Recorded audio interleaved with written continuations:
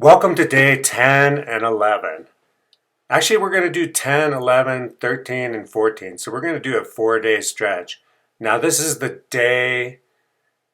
Sunday. So Saturday, it was all about the trusses. And today it's all about the fascia board and getting the sheeting done. We do a little plumb and line again, check all the walls again. And right here, they were thinking about putting this first piece up on the front. But that's about 18 feet in the air, and they don't have the sheeting on the roof yet, so you can't really get up there to stretch out and hold that board on. So we made the decision to go ahead and start on the back. Now we've already done this first side that you see here, and now I'm going to go around to the back, and we're gonna put this one up.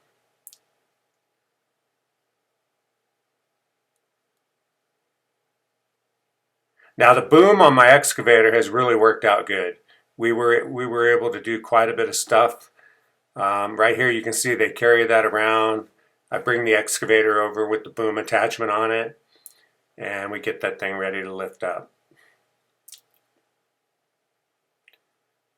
You can see we still have some snow on the ground. And actually weather hasn't been too bad. This video is going to be basically the last of my framing for the shell, and then basically what I'm going to do is hopefully get inspection after this. Now right here you can see there we try to get it balanced out real good, which that takes a little time when you first start. That board is 30, let's see, what is that board? That board is 32 feet long approximately. And there you can see I got it balanced pretty good. And the excavator doesn't have any trouble lifting it up there. That right there is about 14 feet high. Right there you can see that worked pretty good.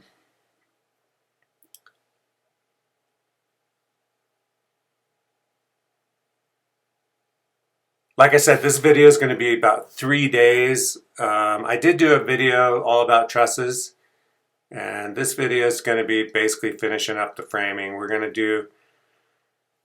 get all the fascia board installed and all the sheeting. The roof sheeting, normally I used to use 5/8 CDX, but up here in the mountains, I was talking to the inspector when I first met him when I was doing the foundation, and we were talking about a job down the street, and they had CDX on the roof, and a bunch of rainstorms came in and were raining on it, and he was telling me that up here it's a lot better to use OSB because it has a lot of glue in it, and it's much more waterproof, and it's much more it won't warp and bend like CDX will. And if you've ever experienced CDX getting wet, you can really get some problems with that. So I decided to go with 5/8 OSB, and yeah, I think I made the right choice. I actually what I did was, and I've done this before, I went out and bought 5 gallons of water sealer. And then I've got a weed sprayer. And basically what I'm going to do is, the minute we get this roof sheeted, now here, this was that first day, and they got quite a bit of sheeting done on this day. I believe it's like the 10th day, the day after the trusses. And they managed to lay out that, and what we did was we sprayed that whole area of sheeting with that water sealer. Now right here you can see they're putting up this is day 11 of the garage build, and we're basically going to sheet this whole top section. We're going to sheet the whole thing and get all this fascia board. We're hoping to get this thing finished in these next 2 days, day 11 and 12. Now the workers I have, basically I framed all the walls myself and got it all ready, and basically the workers, that I've been able to get are only available on the weekend, Saturday and Sunday. So I have to kind of do as much as I can by myself during the week, and then I have them to come help me on the weekend. Now this scaffolding they're using right there, basically you should really have wider scaffolding, but this is what they had available. And so what I did was I gave them a roll of tie wire, and we tie wired that scaffolding to the building, and then they just kept moving it over, and it seemed to work pretty good. They did have a safety rail on the very top, so that was good. Now the outside of the building is 1/2 inch OSB, and then the roof, like I said, is 5/8 OSB. Here you can see us moving the whole scaffolding over, which is a little bit awkward because of the height of it. And then they got to level it out. So basically what they figured out is if they put it in a certain spot and then strapped it off to the wall, they could basically go up there and get two sections done without moving it. Here you can see the guy up on the roof. He's getting the outlookers ready for that side of the fascia board. And I'm using a 2x8 timber strand. It's going to be kind of a slim, clean look, where I'm actually going to wrap it in some aluminum, or the same material as the roof. So I'm using a metal roof, and all the trim's going to be wrapped in that metal roofing. So hopefully I'm hoping to have a kind of a low maintenance structure down here as compared to my cabin, which is super high maintenance. Log cabins are not the ideal situation, although I really like it, and I love the looks of the log cabin. Maintenance wise, they're a nightmare. I mean, you have to constantly be keeping an eye on it, and getting it restained and protecting the wood constantly. So this particular building I'm doing as a low maintenance building. I'm doing metal on the roof. I'm doing corrugated metal 4 feet up all around the whole bottom. And then I'm going to do some siding that's going to be kind of that siding material that it's called like color strand or something like that, where supposedly it's like a 30-year, you don't ever have to paint it. So we'll see how that works out.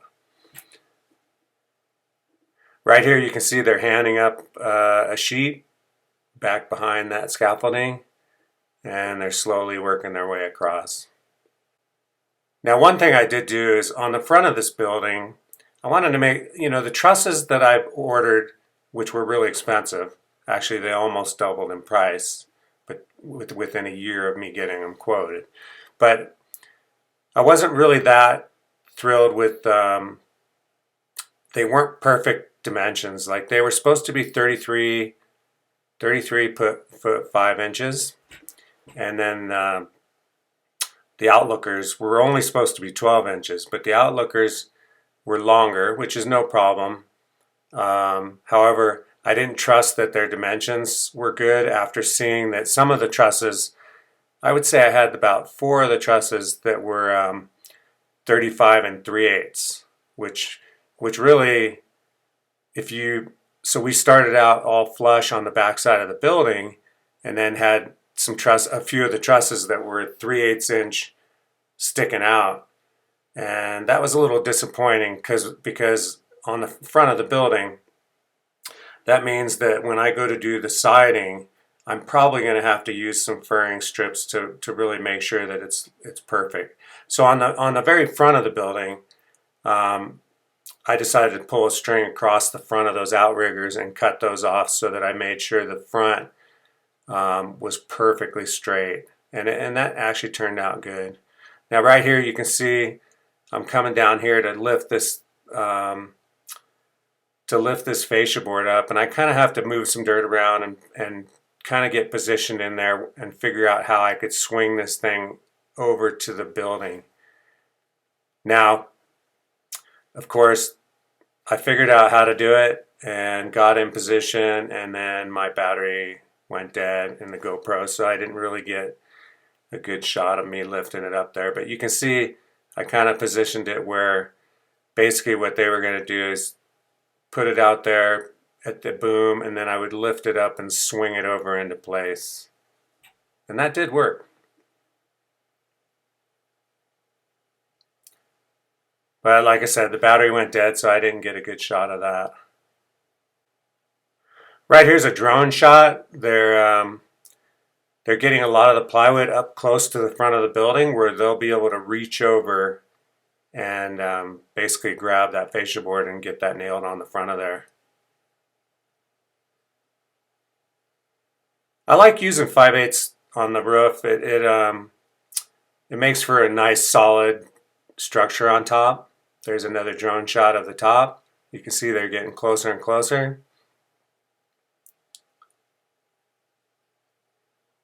Now this was a Saturday when they were finishing getting this roof kind of straightened out. So they basically had one more day to hopefully get this building finished, and they ended up doing it.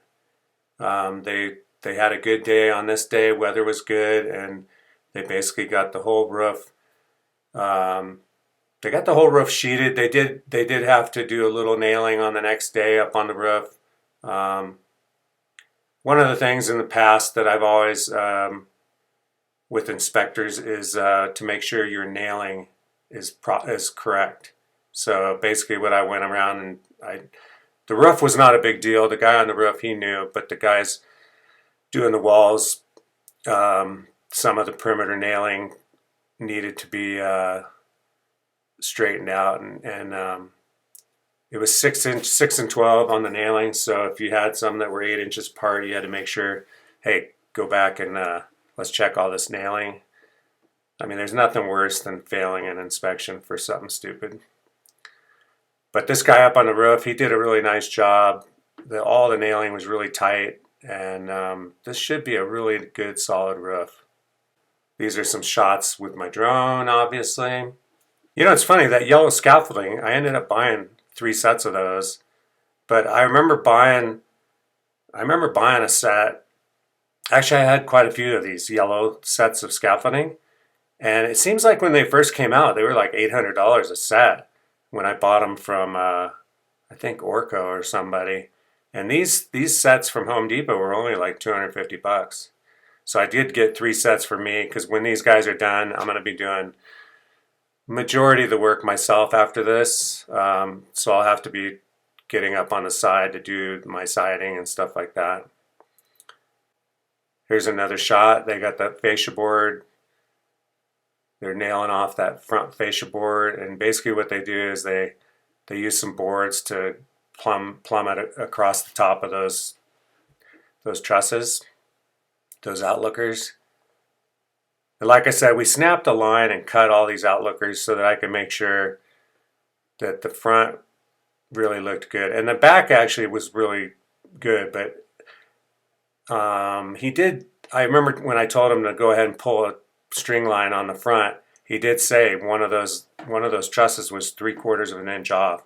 So they cut all those front trusses. And yeah, here's another shot from up above, and you can see they're gonna basically, they put 2 straps on this timber strand fascia board and basically hoist it up there. Like I said, those are 32-foot long timber strands. So basically I only have 1 splice in the middle of the garage, which is kind of nice.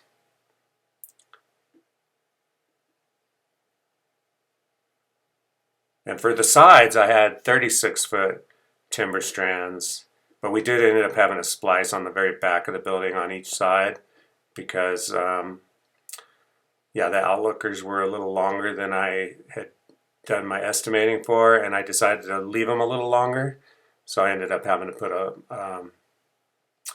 a piece on my 2 rear side corners. But right here they get it up there, and yeah, they're doing good. Like I said, this is a Saturday, and the goal is to get this done by Sunday afternoon, so, and get it ready for inspection. I did call for inspection for Monday, and I've let them know that, hey, we got to be ready for Monday. So they're they're going to do it. And as I'm editing this video, it's actually Monday morning, and the building is completely ready. I'll go down there and I'll go down there probably about 7:30 and start just doing some cleanup, get my plans set up, and be ready for inspection. Really, the most they look for on this is they check your plans for hardware, check your nailing schedule. I do have a extension ladder tie wired off to the roof in the back so that he can get up on the roof and walk around. And yeah, we shouldn't have any trouble. But I will let you know if I fail. Right here you can see they got the last piece of fascia board on. And yeah, we're going to wrap this thing up. So this will be what'll be nice is we do get rainstorms, really pretty good ones pretty soon. In April and May sometimes, where we get some thunderstorms. But the great thing is I'm going to get inspection Monday. Now there is a storm coming in Tuesday, but I have some boys coming in to help me Monday night after they get off work to help me put the ice and water shield on this roof to get it ready for this rain. And what I did do on Sunday, after they were all done, and we made sure all the straps were on, all the brackets were on, all the nailing was done, we cleaned up, we went up on the roof and finished the waterproofing of the actual roof. Here's a look at the other side of the building, and basically they got the whole front sheeted already, and they're coming down this side. And I believe this is Sunday. So they've got the front of the building sheeted, the back of the building sheeted, and they basically just got to go around this whole thing and check the nailing and finish putting on some of the hardware, the truss hardware on the inside, and they'll have this thing wrapped up today. This is Sunday, day 12, I believe. Right here you can see they're finishing up the last sheets in the corner of the building. And I believe those are the last sheets of the exterior siding or exterior sheeting that has to be done. So they're really close. They still need to cut out some of the windows and trim off a little plywood around some of the doors. But yeah, they just about got it.